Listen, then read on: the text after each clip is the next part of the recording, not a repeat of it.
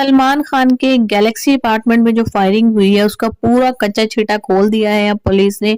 अब जाहिर है इतना हाई प्रोफाइल केस है, पुलिस के ऊपर भी बहुत ज्यादा प्रेशर है। पूरा सोशल मीडिया सलमान खान के अपार्टमेंट पे फायरिंग केस को कवर कर रहा है।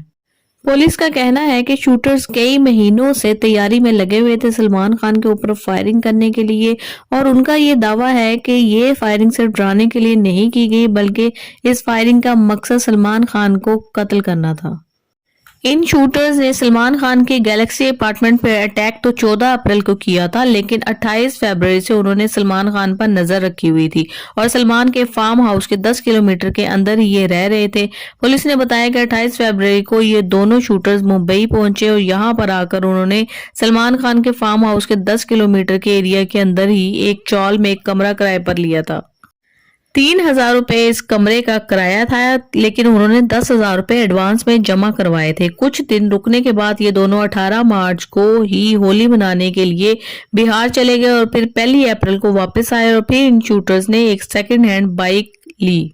24,000 रुपए में उन्होंने मुंबई के इलाके से ये बाइक खरीदी। अब इन दोनों ने सलमान खान को ट्रैक करना शुरू कर दिया। सलमान खान के आने जाने के टाइमिंग और ट्रैफिक का पूरा पैटर्न कि कब सलमान खान आते हैं कब जाते हैं, उनकी सिक्योरिटी कितनी होती है, और ये नजर उन्होंने सलमान खान के फार्म हाउस और गैलेक्सी अपार्टमेंट दोनों पर रखी हुई थी।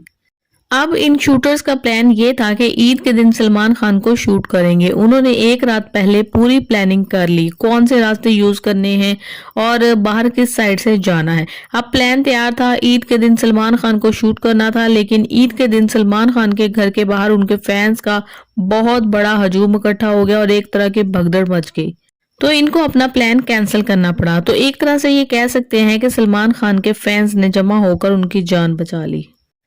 इस तरीके से ये ईद के दिन अपना काम नहीं कर पाए, तो उन्होंने 14 अप्रैल का दिन चुना और सुबह के 3 बजे ये गैलेक्सी अपार्टमेंट के पास पहुंच गए।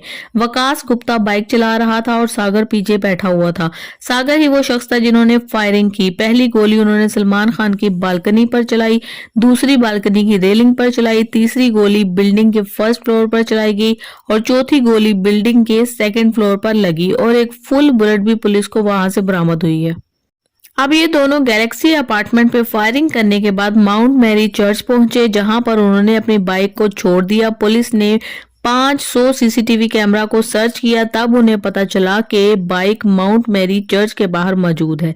चर्च के बाहर से उन्होंने रिक्शा लिया, रिक्शे से बांद्रा स्टेशन पहुंचे, वहां से लोकल बस में बैठे और सेंटा क्रूज पहुंचे, वहां से रिक्शा लिया, फिर वो वहां से विकुला गए, हाईवे पे पहुंचे, वहां से फिर रिक्शा लिया, वहां से मीरा रोड गए, मीरा रोड से फिर एक कार रेंट पर ली और कार से दोनों सूरत भागे।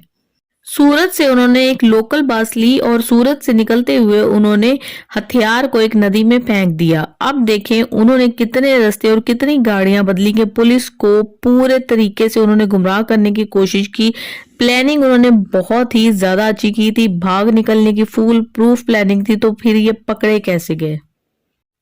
बाइक जो इन्होंने सेंट मैरी चर्च के बाहर खड़ी की हुई थी, उसके नंबर से उसके ऑनर तक पहुंची पुलिस।